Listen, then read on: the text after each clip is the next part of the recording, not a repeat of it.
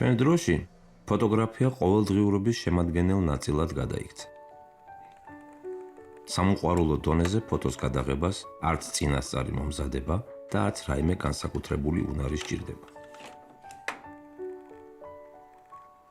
საკმარისია შესაბამის ღილაკს თითი დააჭიროთ და თანამედროვე ტექნიკა ყველაფერს თავად გააკეთებს. ახლა ერთი წუთით წარმოვიდგინოთ თუ რა იყო საჭირო მე-19 საუკუნეში ფოტოს მისაღებად. იმისთვის რომ გადაღებულ მასალას ფოტოს სახე მიეღო, მას ჯერ სიბნელეში ამშღავნებდნენ. შემდეგ სპეციალური ხსნარით ამუშავებდნენ. ბოლოს კი გამოსახულება ქაღალდზე გადაჰქონდათ. იმდროინდელი მოქალაქისთვის, რომელსაც ადრე მსგავსი არაფერი ენახა, ფოტოგრაფი ლამის ჯადოქარი იყო. ადრე ადამიანი საკუთარ გამოსახულებას უკეთეს შემთხვევაში სარკეში ან მდინარეში თუ შეამჩნევდა.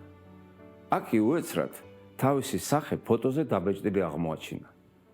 დროთა განმავლობაში საზოგადოება ფოტოს შეეჩვია, მაგრამ უმრავლესობა მაინც ვერ ხვდებოდა როგორ გადაჰქონდა სამფეხაზე შემდგარ აპარატს ადამიანის გამოსახულება ქაღალდზე.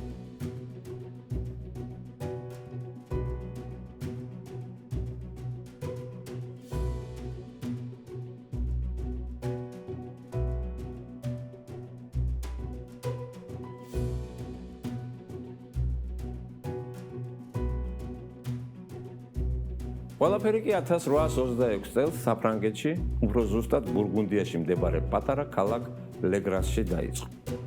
ფრანგმა გამომგონებელმა ჟოზეფ ნისეფორ ნიეპსმა თავის სახელოსნოში დროის გაჩერება შეძლო და გამოსახულებას მარადიულობა შესძინა.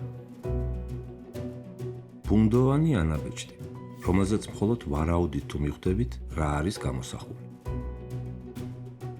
ერთი შეხედვით ფუტურისტების შემოქმედებას გავს. თუმცა სინამდვილეში ეს შავთეთრი კონტურები ადამიანის მიერ შექმნილი პირველი ფოტოგამოსახულებაა. ამ ფოტომ ჩაუყარა საფუძველი თანამედროვე ფოტოგრაფიას. ეს ფოტო ნიეპსმა სახელოსნოს ფანჯრიდან გადაიღო. ფოტოზე სახელოსნოს წინ დგომი შენობის დაქანებული სახურავი ჩანს. გადაღებისთვის ფრანგმა გამომგონებელმა ბიტუმის ფენით დაფარული ლითონის ფირფიტა და ფოტოაპარატის წინამორბედი კამერა ობსკურა გამოიყენა. პირველი ფოტოს მიღებას 8 საათი დასჭირდა.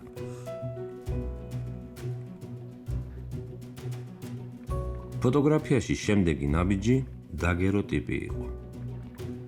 ფოტოგრაფირების ხერხი, რომელსაც ფრანგმა გამომგონებელმა ლუი დაგერმა მიაგნა.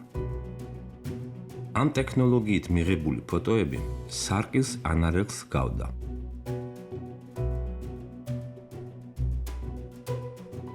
(1837) წელს დაგეროტიპის მეთოდით შექმნილი ერთ-ერთი პირველი ფოტო, რომელსაც მხატვრის სახელოსნო ჰქვია. ფოტოზე სახელოსნოს კუთხეა აღბეჭდილი, სადაც თაროებზე დალაგებული თაბაშირის ნაკეთობები მკაფიოდ ჩანს. დაგეროტიპის მეშვეობით შესაძლებელი გახდა პოზიტიური გამოსახულების მიღება. თუმცა ამ მეთოდს ერთი მნიშვნელოვანი ნაკლი გააჩნდა. დაგეროტიპის ასლებად გამრავლება შეუძლებელი იყო. ფოტოგრაფიის განვითარების საკვანძო ეტაპი სწორედ ასლების შექმნას უკავშირდება. ნეგატივი. ასე ერქვა შუქ მგრძნობიარე ფირფიტაზე მიღებულ გამოსახულებას. ეს იყო საკვანძო აღმოჩენა, რომელიც ფოტოგრაფიის საფუძველს წარმოადგენს. ამ აღმოჩენის შემდეგ ფოტოგრაფიამ მეცნიერებიდან კაცობრიობის ყოველდღიურობაში გადაინაცვლა. მე-19 საუკუნის მეორე ნახევარში ფოტოგრაფია მთელი მსოფლიოს მასშტაბით გავრცელდა. სულ მალე მან ჩვენამდე ჩამოაღწია. საქართველოში პირველი ფოტოგრაფები მე-19 საუკუნის 40-იან წლებში მოღვაწეობდნენ, ხოლო ჩვენამდე მოღწეული უძველესი ფოტოები 1858 წლით თარიღდება. ალექსანდრე ივანიცკის მიერ გადაღებული სურათები. ლეღვთახევის მიდამო. კლდეს შეფენილი აივნიანი სახლები და მუსლიმთა სასაფლაო, რომელიც ამჟამად ბოტანიკური ბაღის ტერიტორიაზეა მოქცეული. მეორე ფოტო. მეტეხის ტაძარი. ტაძრის გვერდით ქალაქის მთავარი საპყრობილე, მეტეხის ციხე დგას. თეთრი შენობა ვიწრო სარკმელებითა და კრამიტით დაფარული სახურავით. 1858 წელს გადაღებული კიდევ ერთი ფოტო, რომელსაც სოლოლაკის ხედი ჰქვია. ცხეთა, შვეტიცხოვლის ტაძარი. როგორც სურათზე გაკეთებული მინაწერიდან ჩანს, ივანიცკიმ ეს ფოტო 1858 წლის აგვისტოში გადაიღო. ალექსანდრე ივანიცკი თბილისში 1857 წელს კავკასიის მეფის ნაცვლის, ალექსანდრე ბარიატინსკის ინიციატივით ჩამოვიდა. კავკასიის არმიის შტაბმა მას ფოტო განყოფილების შექმნა დაავალა. მეცნიერების ახალი მიმართულების ფოტოგრაფიის მიმართ სამხედროები დიდ ინტერესს იჩენდნენ. ფოტოების მეშვეობით შესაძლებელი გახდა საომარი მოქმედებების ასახვა და დაარქივება, კონკრეტული მიდამოს დაზვერვა და მისი დეტალური შესწავლა, ასევე ზუსტი ტოპოგრაფიული აღწერილობის წარმოება. როგორც საარქივო მასალებიდან ირკვევა, მე-19 საუკუნის მეორე ნახევარში თბილისში უამრავი ფოტოგრაფი მუშაობდა. ისეთები როგორიც იყვნენ ტეშერე, გაუფტი, ალექსანდროვსკი, დუბელინი. პირველი ქართველი ფოტოგრაფი კი ალექსანდრე როინაშვილი გახდა. სხვათა შორის მას საკუთარი სახელოსნოს ჰქონდა. ალექსანდრე როინაშვილის მიერ გადაღებული პორტრეტები. ილია ჭავჭავაძის მეუღლე ოლღა გურამიშვილი.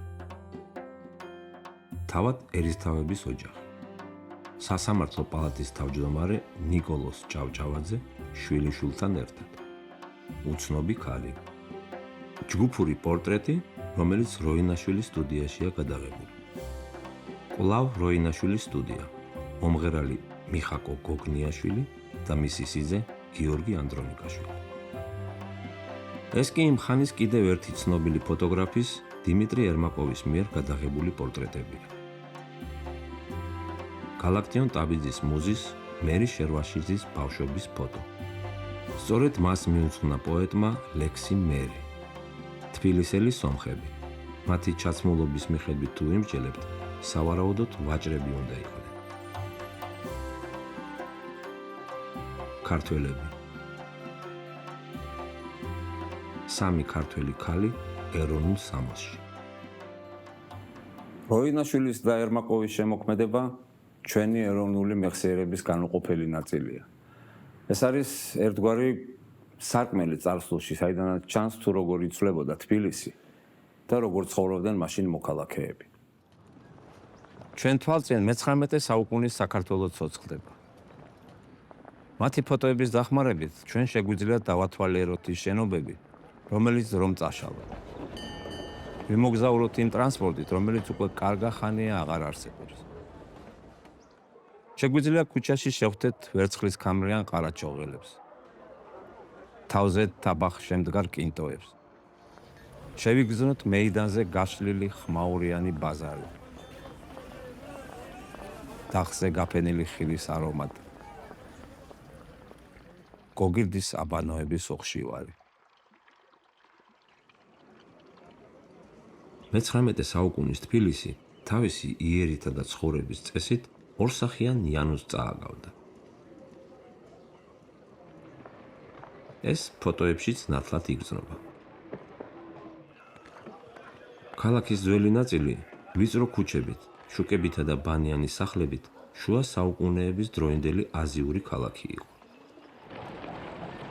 მის ახალ ნაწილს კი, სადაც ფართო ქუჩები იყო მოწყობილი და თანამედროვე არქიტექტურა ჭარბობდა, ევროპული სახე ჰქონდა.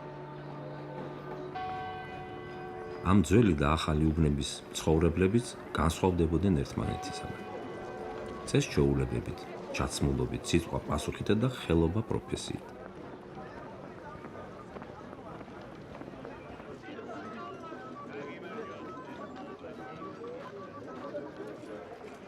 ქალაქის ძველ ნაწილში ხელოსანი, წვრილი ვაჭარი, თულუხჭი, ოქრომჭედელი და ნალბანდი ცხოვრობდნენ. ახალ ნაწილში კი ძირითადად არისტოკრატია, ინტელიგენცია, ჩინოვნიკები, სხვილი მეწარმეები და შეძლებული ვაჭრები სახლობდნენ. შეხვიდოდით ძველ თბილისში და თავს აზიაში ამოყოფდით. ქუჩები იმდენად ვიწრო იყო, რომ ფეხით მოსიარულენი ერთმანეთს გვერდს გაჭირვებით უვლიდნენ.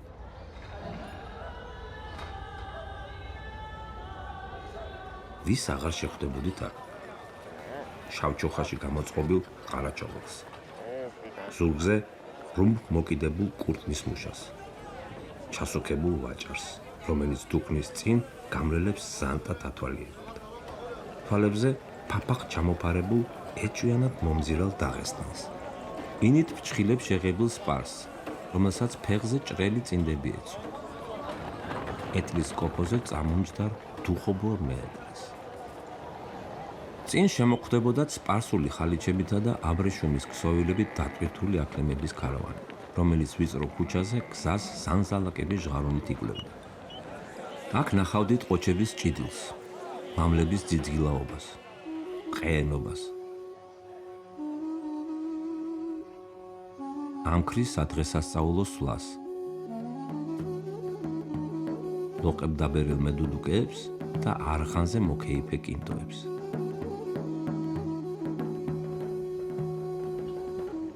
ძველი თბილისის გვერდით სულ რაღაც ასეული მეტრის დაშორებით ევროპული ქალაქი იწყებოდა, სადაც ქუჩაში ფაეტონები დადიოდა და მოქალაქეები კონკით მგზავრობდნენ. გოლოვინის გამზირი ახალი თბილისის სახე იყო, თანამედროვე არქიტექტურითა და შესაბამისი ფასადებით. ქუჩაში ევროპულად ჩაცმული საზოგადოება დადიოდა. ერთმანეთს ენაცვლებოდა ცილინდრი, ფრაკი და ჩინოვნიკის მუნდირი.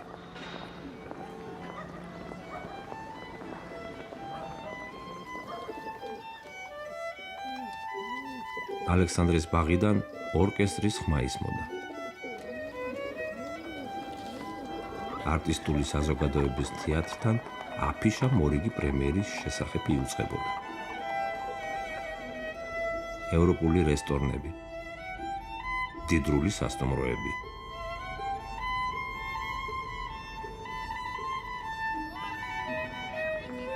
ლამაზად გაფორმებული მაღაზიის ვიტრინები და მყვირალა სარეკლამო აბრები. მე-19 საუკუნის მეორე ნახევრიდან თბილისის საოცარი სისწრაფით იზრდებოდა. ეს ის პერიოდია, როდესაც რუსეთის იმპერია ამიერკავკასიაში ახალ ტერიტორიებს იერთებდა და ჩვენს რეგიონში მკვიდრდებოდა. თბილისი ამიერკავკასიის აღიარებულ ცენტრად ყალიბდებოდა. აქ იყო განლაგებული რუსული ადმინისტრაციის რეზიდენცია.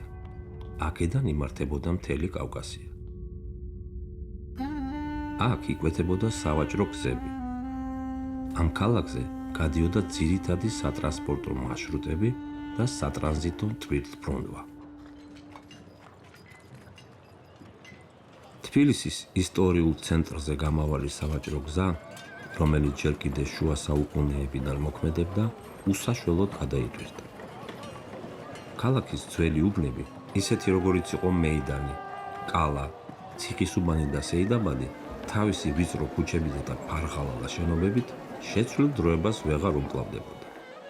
ძველმა ცენტრმა თანდათან პირველობა დაკარგა. მე-19 საუკუნის დასაწყისში მიზიდულობის ახალი ადგილი, გარეთუბანი გახდა. იქ, სადაც კავკასიაში რუსული ხელისუფლების რეზიდენცია აშენდა.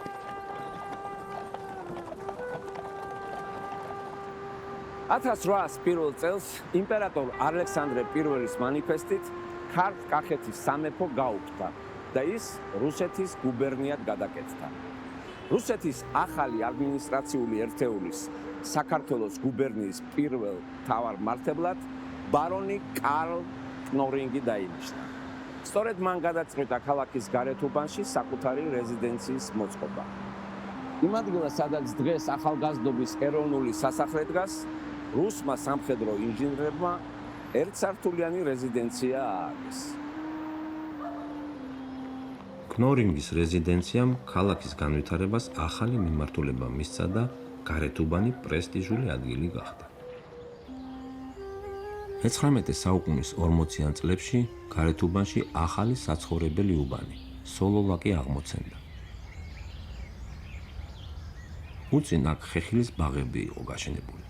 ახლა კი ამ უბანში ცნობილი მეწარმეები, მდიდარი ვაჭრები და მაღალი რანგის სახელმწიფო მოხელეები სახლობდნენ. ახალი თბილისის ერთ-ერთი მნიშვნელოვანი ადგილი ის მოედანი გახდა, რომელიც ძველი ქალაქის ერთ-ერთ მთავარ კარიბჭეს, კოჟრის კარს ესაზღვრებოდა. ეს მოედანი დღეს თბილისის უპირობო ცენტრია და ის თავისუფლების სახელს ატარებს. თუმცა 19 საუკუნის დასაწყისში აქ უბრალოდ ხევი იყო, სადაც წავკისის წყალი მოედინებოდა.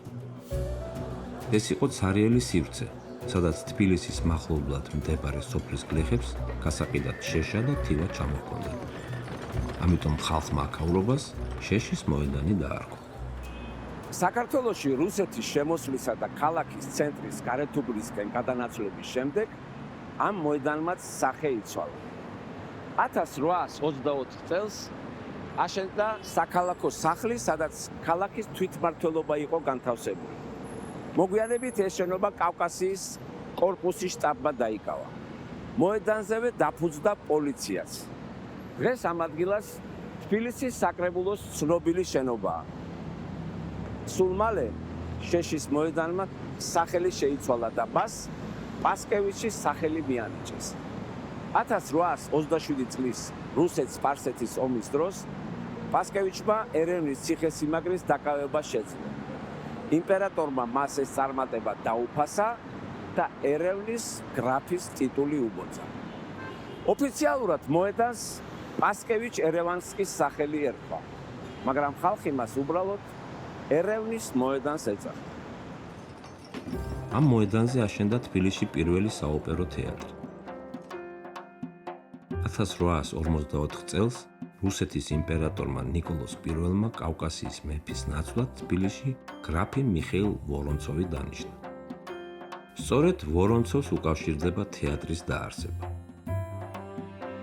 ვინაიდან ადგილობრივ ხაზინას შესაბამისი სახსრები არ ჰქონდა, მეფის ნაცვალმა მშენებლობისთვის საჭირო თანხის მოზიდვა ვაჭრების საშუალებით გადაწყვიტა. წინადადება საინტერესო რო ყოფილიყო, ვორონცოვი ვაჭრებს ამავე შენობაში მაღაზიებისა და დუქნების მოწყობას დაპირდა. მეფის ნაცვლის შეთავაზებას დიდარი თბილისელი ვაჭარი გაბრიელ თამამშევი დათანხმდა. შეთანხმების მიხედვით ქალაქი მას ავანაანთხევში შენობის ასაშენებლად საჭირო მიწას გადასცემდა. შენობაში ერთდროულად საოპერო თეატრი და ქარვასლა უნდა განთავსებულიყო. ქარვასლა თამამშევის მფლობელობაში იქნებოდა. თეატრი კი ქალაქის საკუთრებად დარჩებოდა. მშენებლობა, რომელსაც იტალიელი არქიტექტორი ჯოვანი სკუდიერი ხელმძღვანელობდა, 4 წელი გაგრძელდა. ქარვასლა თეატრი სწორკუთხა ნაგებობას წარმოადგენდა. ეს იყო ამიერკავკასიის მასშტაბით პირველი თეატრი და იმ დროისთვის ყველაზე დიდი სავაჭრო ცენტრი. თეატრის გარდა ამ შენობაში იყო 58 დუქანი, 40 მაღაზია და 30-მდე სასაწყობე ფართი. აქვე იყო ფულის გადასახურდავებელი ობიექტები, სასტუმროს ოთახები, სადალაქვოების საიუველირო მაღაზია, მებაღე დეკორატორის მიხეილ მამულაშვილის ყვავილების მაღაზია. თამამშევის ქარვასლა თეატრში გახსნილი იყო ცნობილი ტილიპუჭურას დუქანი, რომელსაც თავისი პატარა სასტუმროც ჰქონდა. როგორც ამბობენ, ამ სასტუმროში რამდენიმე თვე ცხოვრობდა აკაკი წერეთელი. ასევე იმასაც ამბობენ, რომ სწორედ აქ დაასრულა მან თავისი ცნობილი რომანი ბაში აჩუკი. 1851 წლის 12 აპრილს თეატრი გრანდიოზული მეჯლისით გაიხსნა. მას ქალაქის მაღალი საზოგადოების წარმომადგენლები ესწრებოდნენ. იმავე წლის შემოდგომაზე თბილისში იტალიური საოპერო დასი ჩამოვიდა. პირველ საოპერო წარმოდგენაზე დასმა მაყურებელს კომპოზიტორ გაეტანო დონიცეტის ოპერა ლუჩია დი ლა მერმური შესთავაზა. სამწუხაროდ საოპერო თეატრმა სულ 23 წელი იარსება. 1874 წლის 11 ოქტომბერს თეატრში ოპერა ნორმას ჩვენება იგეგმებოდა, მაგრამ სპექტაკლი არ შედგა. ამის მიზეზი ხანძარი გახდა. საღამოს, როცა ქარვასლაში ყველა დუქანი უკვე დაკეტილი იყო, ერთ-ერთ მაღაზიაში ცეცხლი გაჩნდა, რომელიც მალე მთელ შენობაზე გავრცელდა. თეატრი მთლიანად განადგურდა. დაიწყო ავეჯი, დეკორაციები და ბუტაფორია. ქალაქის გამგეობამ დამწვარი თეატრის აღდგენის მიზნით ქარვასლის მეპატრონესთან მოლაპარაკება გამართა. თუმცა თამაშებმა თეატრის აღდგენაზე კატეგორიული უარი განაცხადა. მისი თქმით, ხანძრის შედეგად მან დიდად იზარალა და თეატრის ხელახალი აშენება აღარ უღირდა. 1879 წელს, ანუ ხანძრიდან 5 წლის შემდეგ, თამაშებმა დამწვარი ქარვასლა საფუძვლიანად შეაკეთა და კვლავ გახსნა. მაგრამ ქარვასლაში თეატრი აღარ იყო და ის მხოლოდ კომერციული საქმიანობის ადგილად გადაიქცა. 1934 წელს საბჭოთა საქართველოს ხელისუფლებამ მოედნის გაფართოების გეგმა შეიმუშავა. ქარვასლა, რომელიც ამ მოედანის ცენტრალურ ნაწილს იკავებდა, რეკონსტრუქციის გეგმაში არ ჯდებოდა. ამიტომ კომუნისტებმა შენობა დაანგრიეს. 1956 წელს ქარვასლის ადგილას პროლეტარიატის ბელადის ვლადიმერ ილიასზე ლენინის ძეგლი დადგეს და ამ ადგილს ლენინის მოედანი უწოდეს.